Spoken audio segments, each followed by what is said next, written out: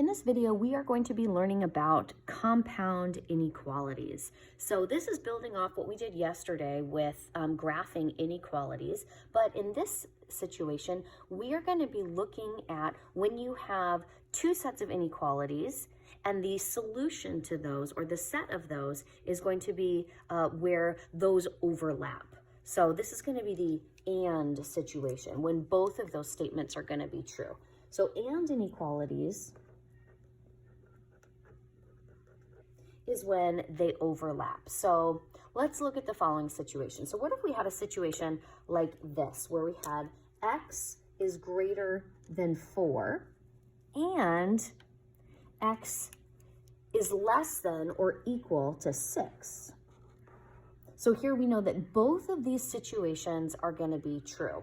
So what we can do is we can first graph that first inequality. So we know that x is greater than 4, but we know it can't be 4, so it's not equal to that. So I'm going to make an open circle, and it has to be greater than that 4. So it's going to be on this side. So I'm going to go ahead and show that that's anything over here. X can be anything on that side of my number line, and I'm going to draw an arrow to show that it goes on infinitely. All right, so the next one, we also know that x is going to be less than or equal to 6. So it can be equal to it. So we're going to fill in that circle to show it that x could be 6. And it's anything that's less than that. So anything on that side of our number line, x could be. Could be this, could be that. So think of it like this is the first clue and this is the second clue. And your actual solution is where these two overlap. So think about where the two bits of our number lines are both have both pink and blue. So I can see that it starts at the 4 and it stops at the 6, and everything in between could potentially be a solution to this compound inequality. So 4 could not be a solution, but 5 could, and so could 6. But 7 and 8 could not, because that's only true of this inequality.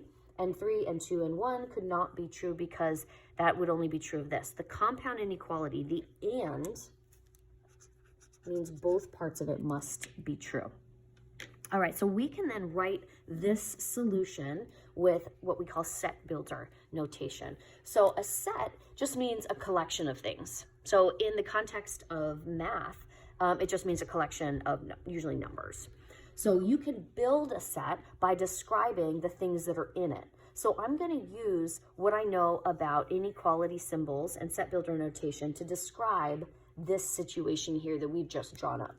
So the symbols that we use, we use these little fancy little braces here, which look like little music symbols.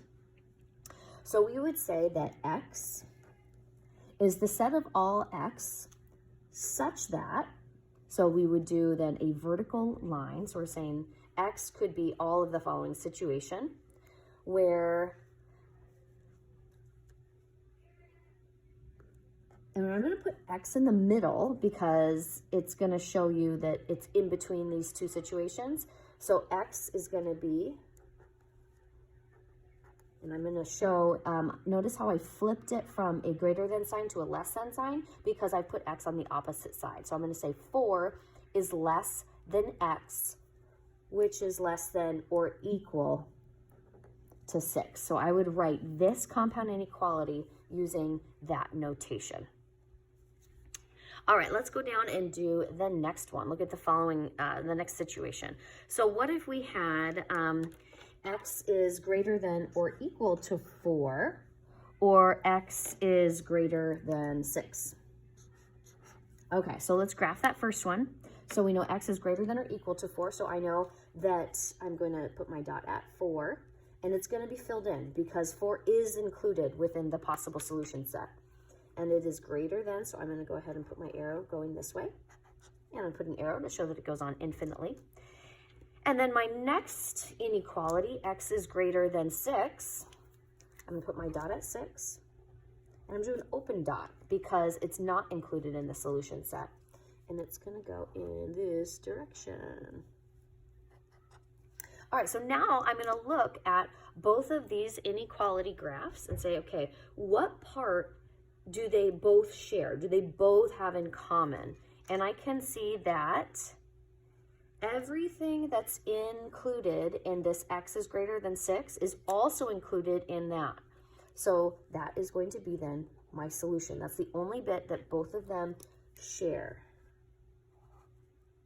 So you're thinking of a number that would be the solution to both this inequality and that inequality. So that graph is going to look like that. So I'm going to do my set builder notation again. So I'm going to say the set, so there's my symbols for my set of all numbers x such that x is greater than 6. Because this ended up being inclusive of all of the possible solutions, well, not all of them, but all of the possible solutions are covered by within this one, so you don't need to include any of the ones there. All right, now the last situation that I wanted to go through was here. So what if you had x is less than 4 and x is greater than 6? So in this situation, you have your graphs you're gonna see that they go like this in opposite directions. So x is less than 4. So I'm gonna put my first dot there, and I'm gonna see that it's on this side. And in this one, x is greater than 6. So there's my 6. And notice how both of them, there's an open circle because it's not or equal to, it's just greater than or less than. All right, so now I'm going to look at these graphs. What do they have in common? What part of the solution set is overlapping? None of it. So the solution, boom, there it is. It's already done. There is no solution. There is going to be no given number that will satisfy the terms of each of these inequalities. So you can just write no solution. So as part of the set builder notation, we would say the set of all numbers x such that no solution, because there is not a number that will satisfy both that and that. Because remember, these are and situations. These are the overlapping bits. All right, so on the inside of these, you have some practice ones that you can do, and we'll do one of them together just to make sure that you got the hang of it. All right, so here it is in a real world scenario of how then you would use these. So here we go. So to participate in the Secret Santa, you must buy a gift more than $15, and it must be no more than $25. So they're giving you these parameters, these and situations. It has to be this and that.